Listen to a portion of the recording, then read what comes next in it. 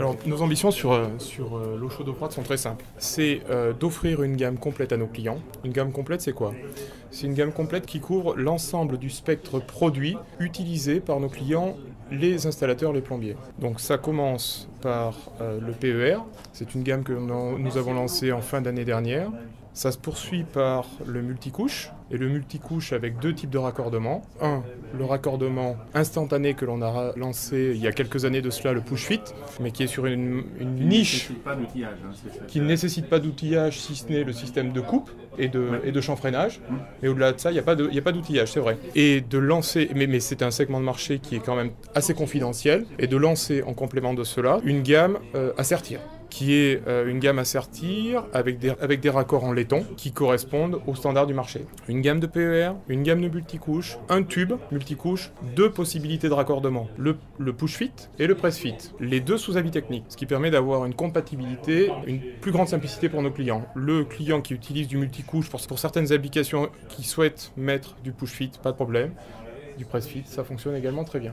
Donc notre stratégie, c'est ça. C'est avoir une gamme hydrodistribution complète. 2, continuer à développer notre stratégie sur les émetteurs, avec comme fer de lance deux activités qui sont le plancher chauffant et le plafond chauffant rafraîchissant, rayonnant. Le système CD4, que nous avons lancé il y a quelques années de cela, et pour lequel on a d'excellents retours de la part du marché. On a fait plusieurs hôtels, par exemple. On a énormément de projets, de chantiers en cotation à ce jour. Et c'est un marché qui nous paraît très prometteur, notamment dans le cadre de la prescription pour bâtiments tertiaires. Donc je résume, c'est la stratégie eau chaude eau froide, c'est l'hydrodistribution, on complète la gamme, on a une gamme complète. 2, ce sont les émetteurs, du plancher au plafond. En termes d'émetteurs, et notamment sur le plafond, votre solution elle est essentiellement tertiaire aujourd'hui. Est-ce que vous envisagez de développer des solutions plus adaptées au logement, par exemple? Alors, c'est une solution qui, de prime abord, paraît essentiellement tertiaire. Cela dit, aujourd'hui, factuellement, on a fait à peu près la moitié des chantiers en tertiaire, l'autre moitié pour des résidences d'habitation. Ah bon, des pavillons plutôt haut de gamme, c'est des pavillons qui font 200-250 mètres carrés, c'est pas le pavillon à 100 mètres carrés, mais parce que le confort généré par ce type de technologie est absolument incomparable. On chauffe pas, une ambiance, on chauffe les masses, c'est la technique du rayonnement tel que le soleil, et ça donne un confort très agréable. On se l'est appliqué à nous-mêmes, dans nos bâtiments, dans nos bureaux à Varennes-sur-Allier, on a mis ce principe, et c'est quand même très confortable à la fois l'hiver, et l'été, c'est pas de la climatisation, mais c'est du rafraîchissement. On baisse la température de quelques degrés. Et de ce point de vue-là, est-ce qu'il n'y a pas une légitimité à développer des émetteurs en mur, parce que justement on augmente la surface par rapport à un corps humain debout. En fait, on profiterait encore mieux du rayonnement et par conséquent on pourrait avoir un discours à la fois de confort et de performance énergétique en diminuant éventuellement des températures de circulation d'eau. Ça fait partie de vos réflexions ou pas? Non. Aujourd'hui, nos réflexions sont véritablement sur le plancher et le plafond. On a des réflexions sur la dalle active, donc on a ce type de réflexion aujourd'hui. Le groupe a déjà avancé sur ce sujet. On a déjà une gamme à notre catalogue au niveau du groupe en dalle active et on se pose la question de si on le lance ou pas en France. Pour l'instant, on va y aller étape par étape. Mais quoi qu'il en soit, les murs ne sont pas un domaine, un terrain sur lequel on va se développer. Parce qu'on pense qu'il est plus intéressant d'utiliser à la fois le plancher ou le plafond. Et le plafond chauffant, rayonnant, est très intéressant, en particulier, je l'ai évoqué tout à l'heure pour le milieu hospitalier, dans la mesure où c'est de la technologie rayonnante et il n'y a pas de transport d'air. Et donc de risque de transporter des bactéries ou des maladies. Et ça, dans le milieu hospitalier, mais pas que hospitalier, maison de retraite, etc., c'est quelque chose de très important. Est-ce que le choix de la revente de la géothermie, même si vous gardez l'aérothermie, n'est pas préjudiciable? Vous aviez générateur, distribution, émetteur. Le fait de ne plus avoir toute cette gamme de générateurs que vous aviez auparavant ne va pas vous gêner? Alors, dans les faits, on s'aperçoit qu'il y avait quelques zones de recouvrement, c'est vrai, en termes de clientèle. Pour autant, on a des clients qui sont très planchers et d'autres clients qui étaient très pompe à vin. La zone de recouvrement n'est pas si importante que cela, malgré tout. Et les chantiers pour lesquels on vendait à la fois la pompe et le plancher n'étaient pas la majorité, loin s'en faut. Donc, je ne pense pas qu'il y ait de préjudice suite au retrait de Vavin de ce segment de marché, qui était encore une fois sur un marché qui était un marché de niche, puisque la géothermie, vous le savez mieux que moi, mais la géothermie c'était 19 000 machines dans les belles années, et on est passé là péniblement à 6 000 machines. Donc 6 000 machines sur à peu près 346 000 constructions l'année dernière, on parle de rien. Donc c'est pas notre cœur de métier. Notre cœur de métier, c'est aussi d'être sur les marchés de masse et sur les marchés à volume. Et pourquoi vous avez estimé que ça valait le coup de garder quand même du négoce sur la partie aérothermie? C'est uniquement en complément de gamme et en phase de transition tel que ça a été évoqué tout à l'heure. C'est la seule raison d'être. On n'a pas d'ambition particulière sur l'aérothermie. Phase de transition, c'est-à-dire vous envisagez quoi concrètement? La transition dans la mesure où on avait jusqu'à aujourd'hui, comme vous l'évoquiez tout à l'heure, hein, des générateurs et des émetteurs. On se retire de la géothermie. On a une mini-gamme aérothermie, mais c'est absolument Donc pas un axe directeur. Continuer à répondre à la demande générateur. Exactement. Etc., mais On a une solution exactement. qui serait légère. Quoi. Exactement. On a une réponse, si absolument nécessaire, pour dépanner nos clients. On est vraiment dans une approche de écouter le besoin de nos clients et de leur proposer une solution. On ne voulait pas les laisser du jour au lendemain sans solution. Désormais, que vous manque-t-il dans la gamme? Ce qu'il nous manquait aujourd'hui furieusement, c'était la gamme de raccords à sertir pour l'hydrodistribution. Ça nous manquait cruellement. On l'évoquait tout à l'heure, le marché. Hein. Le marché du multicouche représente à peu près 10-12% des matériaux de synthèse. Sur les techniques de raccordement, le push-fit fait 3-4% maximum. On était donc sur 3-4% du marché, 3-4% des 10%. Donc sur rien du tout. Marché d'hyper niche. On a décidé de se développer sur le PER, qui est la plus grosse partie, et le multicouche avec les différents types de raccordement. On se met avec la juste gamme de produits sur le marché, avec des produits qui sont dans la veine Vavin, dans l'ADN Vavin, qui sont des produits de qualité et de performance. Quelles sont, selon vous, les perspectives du push-fit? Tout le monde y croit. Vous étiez Alors, les premiers? C'est vrai, on était les premiers. Après, on entend plusieurs choses. Quand on écoute nos clients, on a deux types de clients. On a les clients qui nous disent, c'est super bien, c'est très intéressant, je l'utilise particulièrement, et on a beaucoup de clients qui l'utilisent pour ça, pour le préfabriqué. Les maisons préfabriquées, les maisons à ossature bois par exemple, les bateaux, l'aménagement de mobil-homes, ce type d'équipement.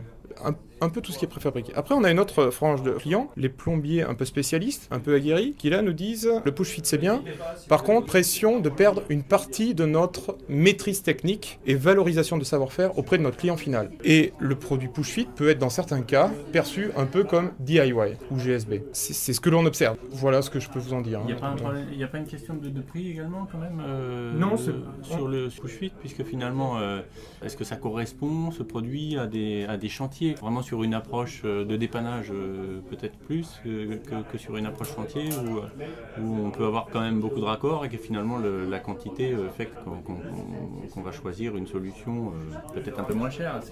Ça joue ça dans le domaine du cuivre déjà par exemple. C'est pas une question de prix. Sur ce sujet-là. On l'a évoqué tout à l'heure, il y a une problématique de gamme, c'est vrai, 16, 20, 25. Oui, on est limité donc on est limité et donc ça pénalise pour de nombreux chantiers, ça c'est factuel. Hein.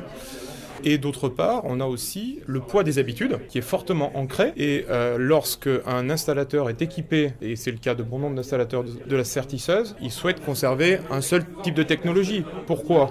Parce que dans le cas où il a du push-fit et du press-fit, ça veut dire que dans son fourgon, il a la double gamme de raccordement.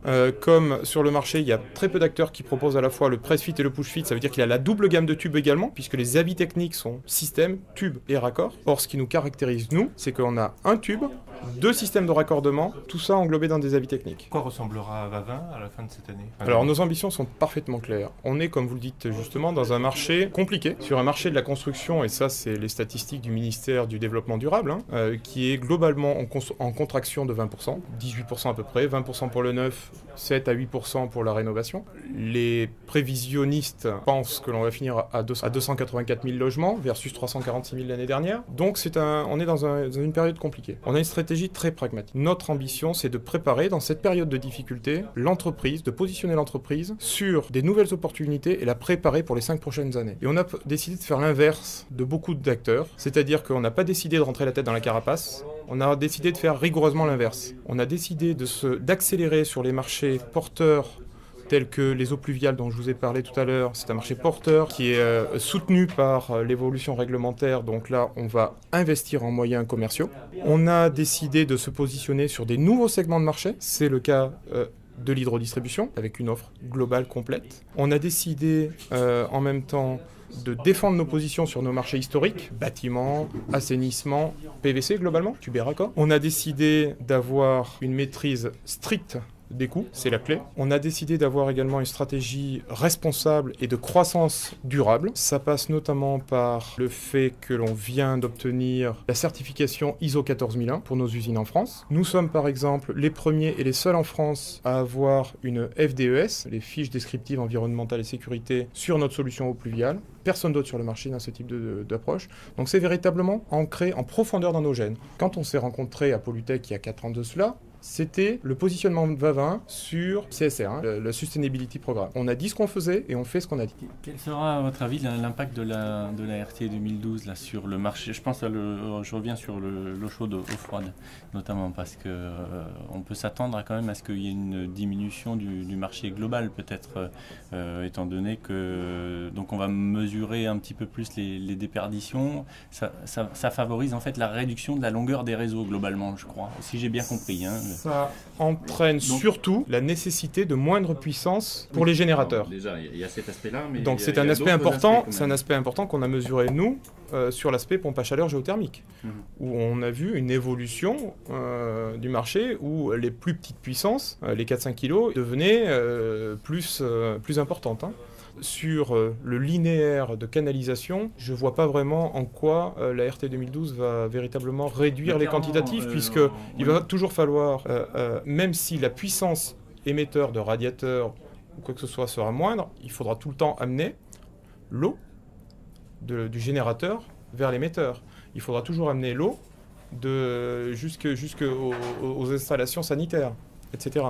Oui, mais on va devoir prendre en compte par un calcul plus précis les déperditions du réseau, ce qui n'existait pas vraiment avant. Ce qui veut dire que concrètement, entre une solution hydrocablée qui va représenter un linéaire de tubes plus important et une solution de boucle par exemple, on n'a pas les mêmes déperditions. Donc au niveau de la conception du bâtiment, on peut aussi...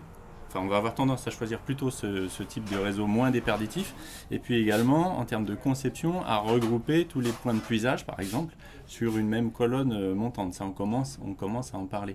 Ça veut dire concrètement que les perspectives du marché en termes de volume, à mon avis, au moins dans le neuf, doivent être...